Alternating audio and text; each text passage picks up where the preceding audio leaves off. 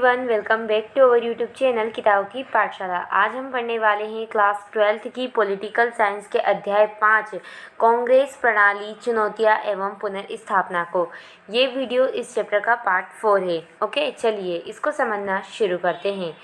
So friend, इस chapter का नाम है कांग्रेस प्रणाली, चुनौतियां और पुनर्स्थापना। अभी तक हमने पार्ट 1, 2 एंड 3 के माध्यम से इतना समझ लिया कि कांग्रेस को यानी कि कांग्रेस प्रणाली को बहुत सारी चुनौतियों का सामना करना पड़ा। अब इन दिस वीडियो यानी कि इस पार्ट 4 में हम ये देखेंगे कि इन चुनौतियों से निपटते हुए किस तरीके से कांग्रेस ने वापस से पुनर्स्थापना की। ओके, चलिए तो शुरू करते हैं कांग्रेस प्रणाली और चुनौतियां तथा पुनर्स्थापना को समझना। सबसे पहले देखो, अभी तक मैंने आपको बताया कि राष्ट्रपति चुनाव के कारण, ओके, इंडिया में जो राष्ट्रपति चुनाव होता है उसके कारण कांग्रेस पार्टी का विभाजन हो जाता है, यानी कि पूरी की पूरी कांग्रेस 2 पार्ट्स में डिवाइड हो जाती है। एक होती है कांग्रेस ओ और एक होती है कांग्रेस आर। जो ओ होती है वो सिंडिकेट वाली होती है और जो आर होती है वो इंदिरा गांधी वाली होती है, यानी कि 2 टुकड़ों में कांग्रेस बढ़ जाती है। अब यहाँ पर हम ये देखने वाले हैं कि कांग्रेस पार्टी के विभाजन के क्या कारण हैं, विभाजन कैसे हुआ, कौन कौन सी पार्टियां बनी, ये तो मैंने आपको बता दिया, पर इस विभाजन के पीछे क्या कारण है उनको समझते हैं। मोस्ट आईएमपी क्वेश्चन है ये वाला, बहुत ही आईएमपी है, सीधा का सीधा 5 मार्क्स में ये क्वेश्चन उठा के पूछा जाता है, इसलिए बिल्कुल ध्यान से समझे। देखो, राष्ट्रपति चुनाव 1969 के बाद कांग्रेस का विभाजन हो गया और कांग्रेस 2 भागों में बढ़ गई। यही बताया मैंने आपको, कांग्रेस ओ तथा कांग्रेस आर। क्या? कांग्रेस ओ तथा कांग्रेस आर। अब पहला कारण देखो, पहला कारण यही हो गया 1969 का राष्ट्रपति चुनाव। कांग्रेस पार्टी के विभाजन का सबसे फर्स्ट कारण राष्ट्रपति चुनाव। कैसे? देखो, क्या हुआ कि 1969 में जो राष्ट्रपति चुनाव हुआ उसमें विभाजन का उसे तात्कालिक कारण कहा गया। तात्कालिक यानी कि उसी टाइम का कारण कहा गया, क्योंकि इस चुनाव के कारण इंदिरा गांधी व सिंडिकेट के बीच तनाव का माहौल बन गया था। ओके, आपको मैंने पूरा राष्ट्रपति चुनाव समझाया है कि सिंडिकेट अलग प्रतिनिधित्व को चुन रहे थे, इंदिरा गांधी अलग प्रतिनिधित्व को चुन रही थी, जिसके कारण इनमें क्या हो गया, तनाव का माहौल बन गया और तनाव का माहौल इतना बाहर उभर के आ गया कि कांग्रेस पार्टी का विभाजन हो गया। तो पहला कारण है 1969 का राष्ट्रपति चुनाव। चलिए बढ़ते हैं दूसरे कारण की तरफ। दूसरा कारण है इंदिरा गांधी द्वारा सिंडिकेट को महत्व न देना। क्या मतलब है इसका? देखो समझते हैं। सिंडिकेट ने क्या किया था, इंदिरा को प्रधानमंत्री बनाने में महत्वपूर्ण भूमिका निभाई थी। अब ये सिंडिकेट कौन है, तो ये आपको पता है, पार्ट इसके अगले वाले पार्ट में मैंने पढ़ाया था। सिंडिकेट क्या है? कांग्रेस के अंदर ताकतवर नेताओं का एक समूह है। ओके, तो उन्होंने क्या किया था, इंदिरा को सपोर्ट किया था प्रधानमंत्री बनने में। क्यों किया था? ताकि इंदिरा उनकी सलाह पर अमल करेगी। क्या करेगी? आगे चलकर जब वो प्रधानमंत्री बन जाएगी तो इन ताकतवर नेताओं की बातें को मानेगी, उनसे सलाह लेगी। लेकिन ऐसा हुआ नहीं। क्यों नहीं हुआ? क्योंकि इंदिरा ने क्या कर लिया, सिंडिकेट को महत्व देना बंद कर दिया और खुद की पहचान ही पार्टी में बना ली। इसे सिंडिकेट की ज़रूरत नहीं लगने लगी। तो इस तरीके से क्या हुआ, इंदिरा सिंडिकेट को महत्व नहीं दे रही थी, जिसके कारण कांग्रेस पार्टी का विभाजन हो गया। तो ये था दूसरा कारण। चलिए बढ़ते हैं अब तीसरे कारण की तरफ। तीसरा कारण है कांग्रेस आधिकारिक उम्मीदवार की हार, यानी कांग्रेस का जो आधिकारिक उम्मीदवार था, ओके, जो राष्ट्रपति चुनाव में, वो हार गए थे। देखो यहाँ पर कांग्रेस आधिकारिक उम्मीदवार संजीव रेड्डी इंदिरा के समर्पित वी गिरी से हार गए थे। राष्ट्रपति चुनाव जिससे कांग्रेस पार्टी का टूटना तय हो गया। यानी कि राष्ट्रपति चुनाव जो हुआ था उसमें 2 उम्मीदवार थे, एक सिंडिकेट ने खड़ा कर दिया था और एक कांग्रेस इंदिरा समर्थित था। ओके, तो इंदिरा ने किसका समर्थन किया था? वी गिरी का। तो ये जीत गए थे और जो कांग्रेस पार्टी के मेन प्रतिनिधित्व थे, जिनको कांग्रेस पार्टी की तरफ से खड़ा किया था संजीव रेड्डी, वो हार गए थे। तो जब अपनी पार्टी का उम्मीदवार हार जाएगा तो पार्टी का टूटना क्या हो जाएगा? तय हो जाएगा। इसलिए पार्टी टूट गई। उसके बाद प्रधानमंत्री का निष्कासन। ओके, अब जैसे ही राष्ट्रपति पद के चुनाव में वी गिरी जीते, जो कि जिनका समर्थन कौन कर रही थी? इंदिरा गांधी। तो इससे क्या हो गया, प्रधानमंत्री का निष्कासन हो गया। मतलब कांग्रेस के जो अध्यक्ष थे उन्होंने प्रधानमंत्री को पार्टी से बाहर ही कर दिया। आधिकारिक उम्मीदवार की हार के बाद कांग्रेस पार्टी के अध्यक्ष ने प्रधानमंत्री इंदिरा गांधी को निष्कासित कर दिया। इससे पार्टी दो भागों में बट गई। जो आधिकारिक उम्मीदवार थे संजीव रेड्डी, उनकी हार हो गई। किसके कारण हुई? इंदिरा के कारण हुई। इसीलिए इंदिरा गांधी को निष्कासित कर दिया और पार्टी से बाहर कर दिया, जिसकी वजह से क्या हो गई, पार्टी टूट गई। तो ये थे 4 मुख्य कारण। अब जैसे ही पार्टी टूटी यानी कि कांग्रेस का विभाजन हुआ, तो कांग्रेस के टूट से इंदिरा गांधी की सरकार अल्पमत में आ गई। यानी कि जो इंदिरा गांधी की सरकार जिन विधायकों और जिन सांसदों के बल पे बनी थी, अब वो क्या हो गए, अलग अलग हो गए, विभाजित हो गए। तो उसको सरकार के पास क्या हो गया, अल्पमत हो गया, क्योंकि बहुत सारे नेता सिंडिकेट के इधर थे, क्योंकि सिंडिकेट भी तो पावरफुल नेताओं का ग्रुप था। तो इससे क्या हो गई, इंदिरा गांधी की सरकार अल्पमत में आ गई। बहरहाल फिर भी डीएमके और भारतीय कम्युनिस्ट पार्टी समेत कुछ अन्य दलों से प्राप्त मुद्दा आधारित समर्थन बल पर इंदिरा गांधी की सरकार सत्ता में बनी रही। बहुत ही अल्पमत में आ गई थी इंदिरा गांधी की सरकार, लेकिन कुछ पार्टियों ने थोड़ा सपोर्ट किया, जिसकी वजह से इंदिरा अभी भी प्रधानमंत्री बनी हुई थी। ओके, चलिए अब आगे। लेकिन इंदिरा अल्पमत वाली सरकार को चलाना नहीं चाहती थी। यानी कि जो इंदिरा गांधी थी वो नहीं चाहती थी कि वो अल्पमत वाली सरकार चलाए, जहाँ पर उसे बहुत कम समर्थन प्राप्त हो वो वाली सरकार चलाए। इसलिए क्या हुआ, इंदिरा गांधी की सरकार ने 1970 के दिसंबर में लोकसभा भंग करने की सिफारिश की। यानी कि इंदिरा ने कह दिया कि मैं अल्पमत वाली सरकार नहीं चला सकती और इसके लिए क्या करेंगे, हम लोकसभा को भंग कर देंगे। और 1970 के दिसंबर में लोकसभा को भंग किया गया और इसीलिए उन्होंने चुनाव की अवधि से 1 वर्ष पहले मध्यावधि लोकसभा चुनाव की घोषणा कर दी। ओके, क्या किया, मध्यावधि चुनाव करवा दिए। यानी कि चुनाव कब होने थे, 1972 में। क्यों? क्योंकि उससे पहले जो चुनाव हुआ था वो 1967 में हुआ था। अब 68, 69, ओके, 70, 71 और 72 इस तरीके से 5 वर्ष हो जाते। लेकिन यहाँ पर मध्यावधि चुनाव करवाए गए और चुनाव 1971 में हुए। ओके, चलिए, तो अब कांग्रेस की सरकार अल्पमत हो गई, तो इंदिरा चाहती नहीं थी कि मैं अल्पमत सरकार चलाऊं। इसीलिए इन्होंने क्या किया, 1970 के दिसंबर में लोकसभा को भंग करने की सिफारिश की और चुनाव करवाने शुरू हुए। वो थे मध्यावधि लोकसभा चुनाव, जो कि 1 वर्ष पहले ही कराए जा रहे थे, यानी कि 1971 में। और लोकसभा का 5वां आम चुनाव था ये। ओके, तो 5वां आम चुनाव 1971 के फरवरी माह में हुआ। चलिए अब समझते हैं इस चुनाव में क्या हुआ, किस तरीके के इसके परिणाम आए, देखते हैं। चलिए, सबसे पहले मुकाबला।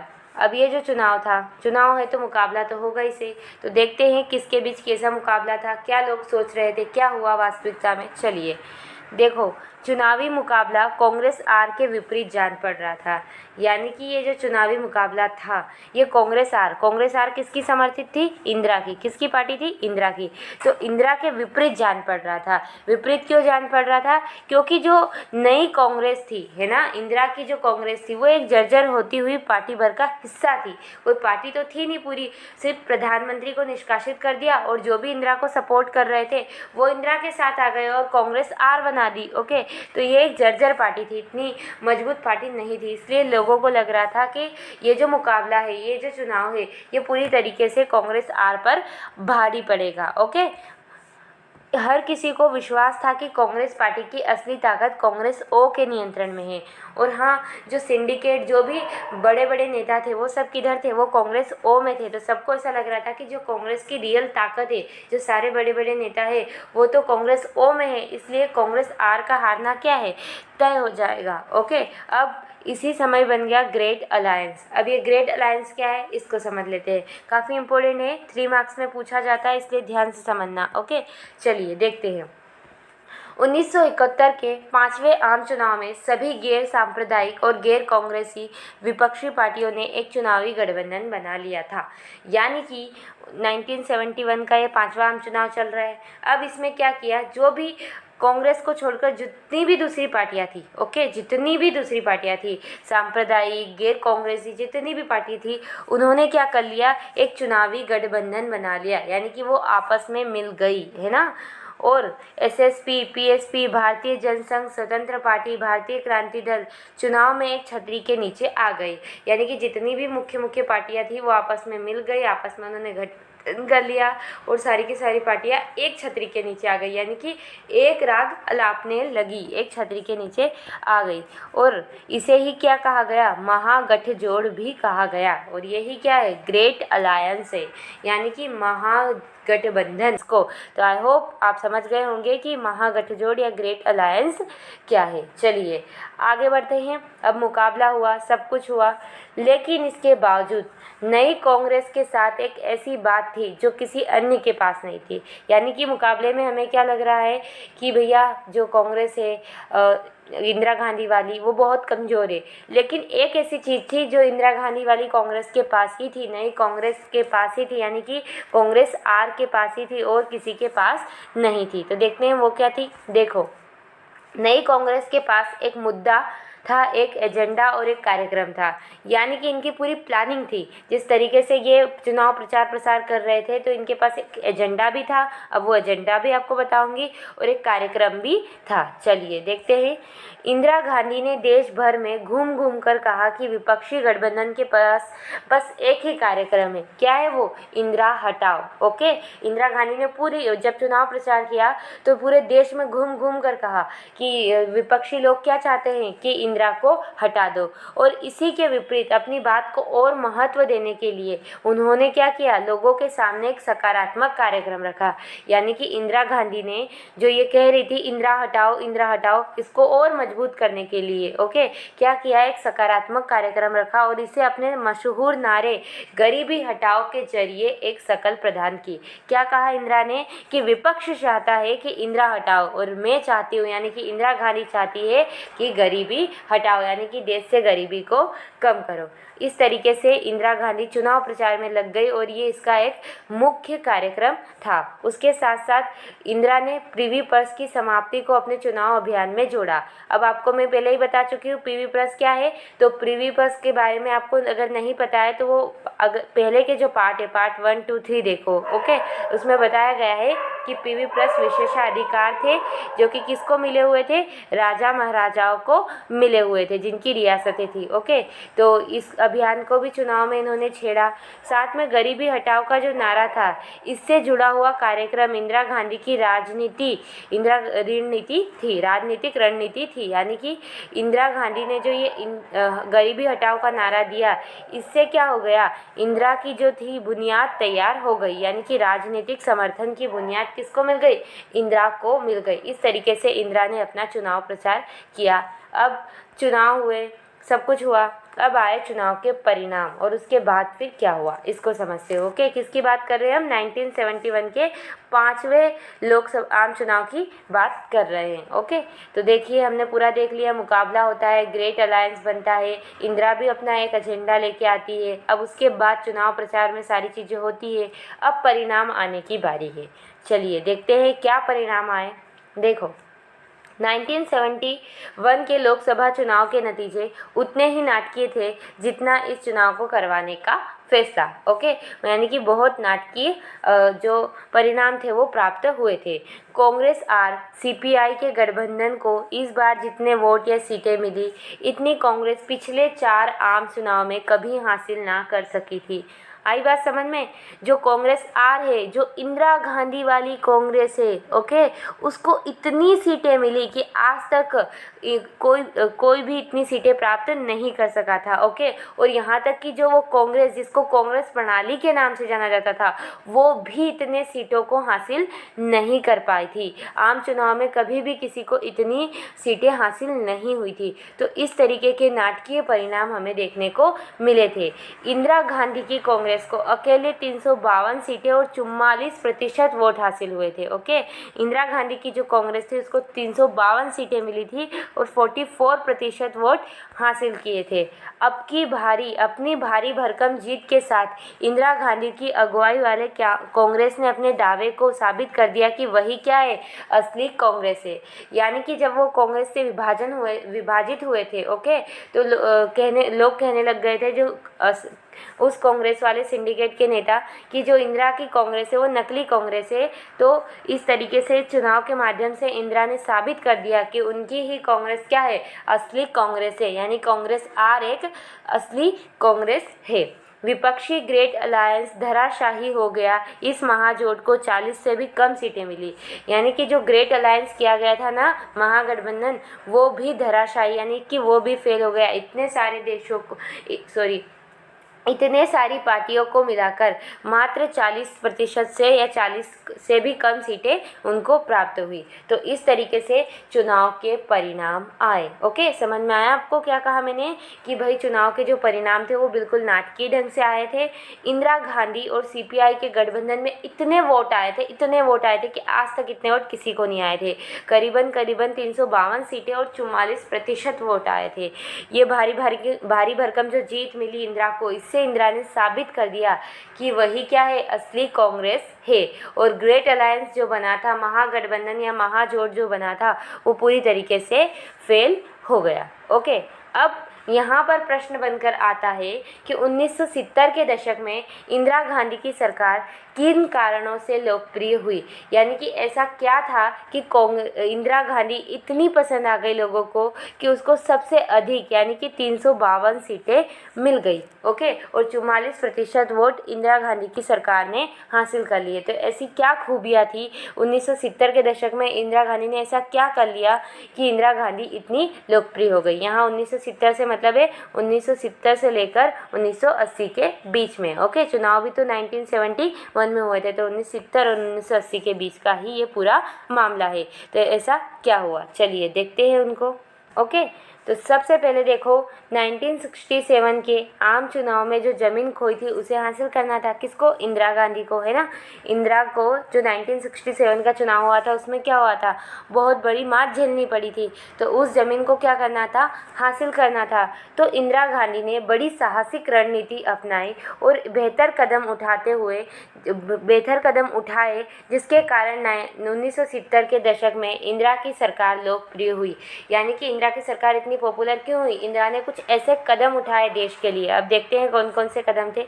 सबसे पहले गरीबी हटाओ का कार्यक्रम। सही है, गरीबी हटाओ कार्यक्रम पर इंदिरा ने इतना जोर दिया उस टाइम पर कि लोगों को लगा जैसे गरीबी हट ही जानी है, और बहुत ज़्यादा सपोर्ट इंदिरा को मिला।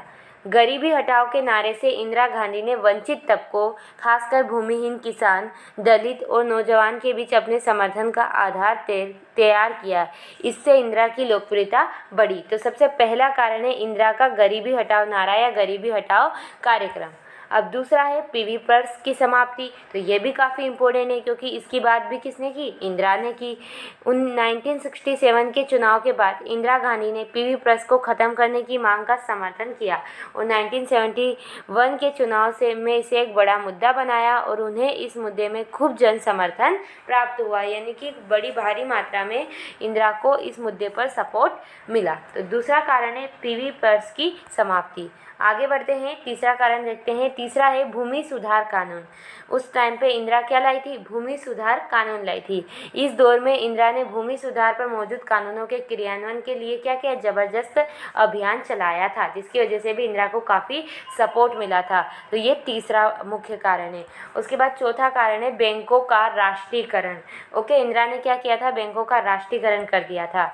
इंदिरा गांधी ने 14 अग्रणी बैंकों के राष्ट्रीयकरण, आधार बैंकों को सरकारी संपत्ति घोषित किया, जिससे कांग्रेस को क्या हुआ? बहुत जन समर्थन मिला। तो ये हो गई चौथा कारण। उसके बाद पांचवा कारण है 1971 का भारत पाक युद्ध। ओके, 1971 में जो भारत पाक युद्ध हुआ था उसके कारण भी कांग्रेस की लोकप्रियता बढ़ी थी, इंदिरा की लोकप्रियता बढ़ी थी। क्योंकि देखो भारत पाक के बीच 1971 में जो युद्ध छिड़ गया था, इसके परिणाम स्वरूप क्या हुआ था? बांग्लादेश बना था। है ना, बांग्लादेश बनाम भारत की जीत हुई थी। तो इस घटना से इंदिरा गांधी की लोकप्रियता पर 4 चांद लग गए। ओके, तो ये 5 मुख्य कारण थे जिसकी वजह से इंदिरा गांधी इतनी लोकप्रिय हुई थी। आई होप आपको समझ में आ गई होगी। चलिए अब आगे बढ़ते हैं। देखो, और इस तरीके से इंदिरा गांधी ने भारतीय राजनीति में फिर से प्रभुत्व के स्थान पर पुनर्स्थापित किया। यानी कि इन सभी एजेंडों के चलते 1977 में जीतकर कांग्रेस आर ने क्या कर दिया, वापस से कांग्रेस के प्रभुत्व को पुनर्स्थापित कर दिया। क्योंकि जो चौथा आम चुनाव था उसमें क्या हो गया था, कांग्रेस का प्रभुत्व पूरी तरीके से डगमगा गया था। अब यहाँ पर पुनर्स्थापन का क्या मतलब है, यानी कि अब वापस से कांग्रेस पुनर्स्थापित हो गई। इसका ये मतलब नहीं है कि जो कांग्रेस के 2 टुकड़े हुए थे वो आपस में मिल गए, जबकि इसका मतलब कुछ और है। इसको समझते हैं। देखो, कांग्रेस प्रणाली के पुनर्स्थापना से आप क्या समझते हैं, ये क्वेश्चन आता है, इसलिए बिल्कुल ध्यान से सुनना। देखो, 1971 के आम चुनाव में इंदिरा गांधी द्वारा कांग्रेस को पुनः बहुमत के साथ सत्ता में लाने का प्रयास किया गया। सही है, इंदिरा ने बहुत कोशिश की, चुनाव प्रचार के टाइम पे बहुत सारी चीज़ें की कि क्या हो जाए, पूर्ण बहुमत से सत्ता में जो है वो कांग्रेस आ जाए। जिसके लिए इंदिरा गांधी ने विभिन्न लोक कल्याणकारी कार्यक्रमों की शुरुआत की। भूमि सुधार, गरीबी हटाओ, सारी चीज़ें जो भी कार्यक्रम थे वो क्या किए, इंदिरा गांधी ने उनकी शुरुआत की। परिणाम स्वरूप चुनाव में कांग्रेस पूर्ण बहुमत के साथ सत्ता में आई। अकेले इंदिरा गांधी की कांग्रेस को 352 सीटें और 44% वोट हासिल हुए। अब क्या हुआ, इंदिरा ने जितनी भी मेहनत की वो पूरी की पूरी मेहनत क्या हुई, रंग लाई। ओके, और अपनी भारी भरकम जीत के साथ इंदिरा गांधी की अगुवाई वाली कांग्रेस ने अपने दावे को साबित कर दिया कि वही क्या है, असली कांग्रेस है। और इसी को क्या कहा गया, भारतीय राजनीति में फिर से प्रभुत्व के स्थान पर पुनर्स्थापित किया, और इसी को कांग्रेस प्रणाली की पुनर्स्थापना कहा गया। ओके, तो कांग्रेस प्रणाली की पुनर्स्थापना से क्या समझते हैं, तो आपको ये सारे पॉइंट बताने हैं कि 1971 के चुनाव में इंदिरा गांधी ने काफ़ी प्रयास किए कि उन्हें पूर्ण बहुमत मिले। इसके लिए उन्होंने कई लोक कल्याणकारी कार्यक्रम शुरू किए। ओके, और इसके परिणाम स्वरूप इंदिरा पूर्ण बहुमत से सत्ता में आई। 365 से 44% वोट हासिल हुए। साथ में इस भारी भरकम जीत से इसने साबित कर दिया कि वो असली कांग्रेस है, और इस तरीके से वापस से राजनीति में प्रभुत्व स्थापित किया, और इसी को कहा जाता है कांग्रेस प्रणाली की पुनर्स्थापना। आई होप आपको समझ में आ गई होगी। अब चलिए आगे बढ़ते हैं। देखो, एक क्वेश्चन बहुत आता है कि कांग्रेस प्रणाली की पुनर्स्थापना के पश्चात बनी कांग्रेस तथा पहली वाली कांग्रेस किन अर्थों में अलग प्रकृति की थी। यानी कि पहले जो अकेली कांग्रेस थी वो किस तरीके की थी, और अब कांग्रेस पुनर्स्थापना के बाद जब कांग्रेस आर जो थी वो किस तरीके की थी। ओके, तो चलिए समझते हैं नई और पहले वाली कांग्रेस और उसके पश्चात बनी कांग्रेस में क्या अंतर है। देखो, इंदिरा गांधी ने कांग्रेस प्रणाली को पुनर्स्थापित जरूर किया था, यानी कि वापस से कांग्रेस का प्रभुत्व इंदिरा गांधी जरूर ले आई थी, लेकिन कांग्रेस प्रणाली की प्रकृति को बदलकर। यानी कि पहले जो कांग्रेस प्रणाली थी जो तीनों आम चुनाव में जीती थी, प्रथम, द्वितीय और तृतीय, उसकी प्रकृति अलग थी, और ये जो 5वें आम चुनाव में इसका जो वर्चस्व है इसकी प्रकृति अलग थी। तो देखते हैं क्या था। कई हमलों में यह पार्टी इंदिरा गांधी के हाथों पर नई तर्ज पर बनी थी। अब ये जो पार्टी थी ये इंदिरा गांधी के हाथों पर बनी हुई थी। जो कांग्रेस उभर कर सामने आई वह एकदम नई कांग्रेस थी। ओके, यहाँ पर नहीं आएगा, नहीं आएगा। जो पुरानी कांग्रेस थी उससे बिल्कुल अलग थी ये वाली कांग्रेस। ओके, यह पार्टी पूर्व नेता अपने सर्वोच्च नेता की लोकप्रियता पर आश्रित थी।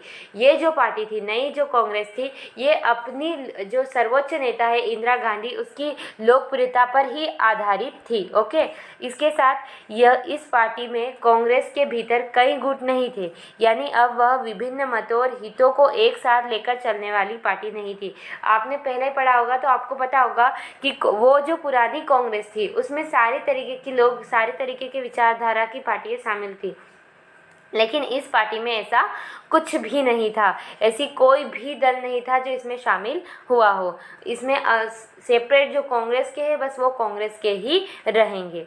और इस पार्टी का संगठनिक ढांचा भी अपेक्षाकृत कमज़ोर था। तो सही है, एक से अधिक जब लोग ही नहीं है, ओके, लोग यानी कि दल ही नहीं है, तो संगठनिक ढांचा भी क्या होगा, कमज़ोर होगा।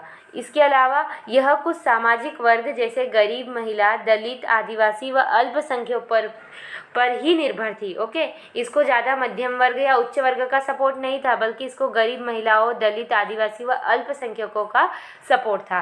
तो ये कुछ ऐसी चीज़ें थी जो पुरानी कांग्रेस से इस नई कांग्रेस को अलग बना रही थी। तो आपको ये पांचों की पांचों बातें अच्छे से ध्यान में रखनी है।